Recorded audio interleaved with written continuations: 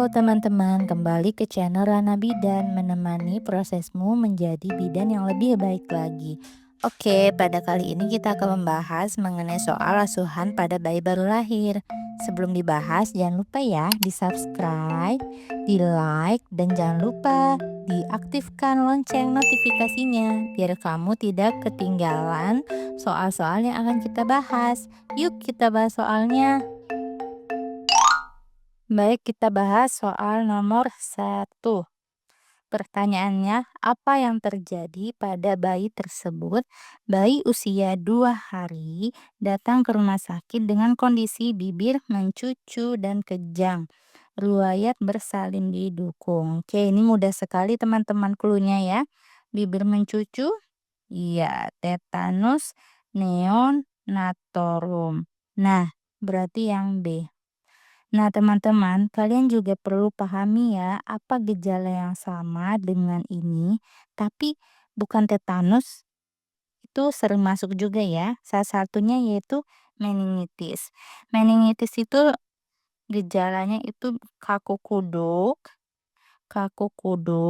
plus kejang. Jadi, kadang juga disertai bibir mencucu gitu.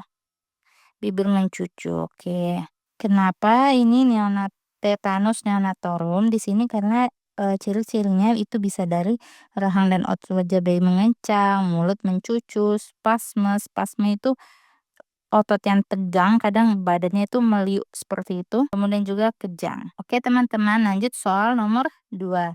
Apa diagnosa dari kasus tersebut? Bayi lahir 8 jam, hasil pemeriksaan bayi tampak lemah, suhu 35,8, menyusul lemah, BB 3000 gram. Nah, di sini sudah jelas ditampak di suhunya. Ini termasuk apa teman-teman?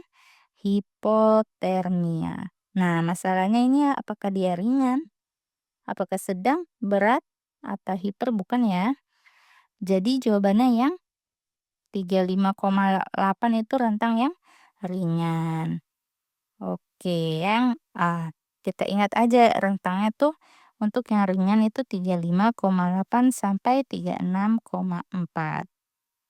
Nah, ini kita lanjut untuk hipotermia sedang itu rentangnya 32 sampai 35,4 dan berat itu kurang dari 32 derajat Celcius. Oke, teman-teman, kita lanjut soal nomor 3. Asuhan apa yang dilakukan selanjutnya? Bayi lahir 1 jam yang lalu di rumah sakit, sudah IMD, bayi, kemudian bidan memberikan suntikan vitamin K. Oke, setelah vitamin K apa yang kita lakukan? Apakah A, pemberian imunisasi BCG? Apakah B, salep mata tetrasiklin 1%? Yang C, apakah yang 2%? Ataukah D, imunisasi hepatitis B0?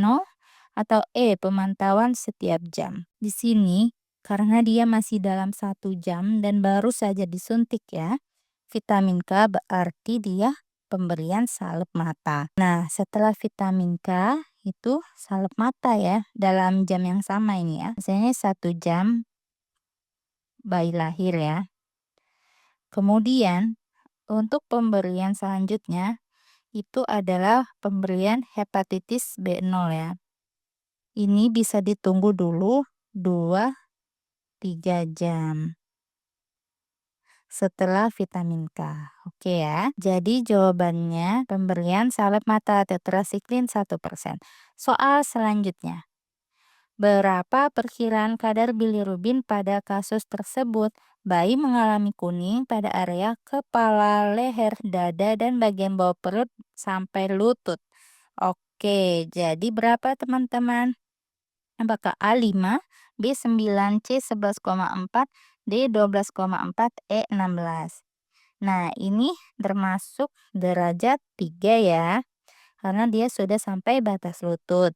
Kalau derajat 2 kan sampai dada, kalau derajat 4 sampai tangan ya, bagian tungkai dan kaki, kemudian kalau derajat 5 itu sampai bagian ekstremitas, jari-jari tangan dan jari-jari kaki. Jadi jawabannya yang C, 11,4 miligram persen.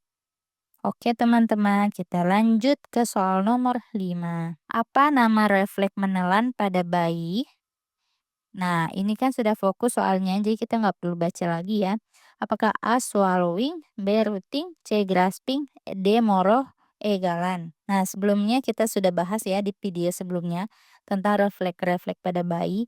Nah, mana yang untuk menelan? Apakah swallowing? Oke. Rooting mencari, grasping memegang, moro terkejut, galan refleks punggung. Oke, udah paham ya teman-teman? Aku harapin semakin sering kalian menonton video dari Rana Bidan, kalian sudah paham bagaimana konsep dari soal itu sendiri. Di ujian, jadi kalian walaupun soalnya diacak-acak, kalian mengerti bahwa apa yang ditanyakan dalam soal tersebut. Oke teman-teman, sampai jumpa di next video.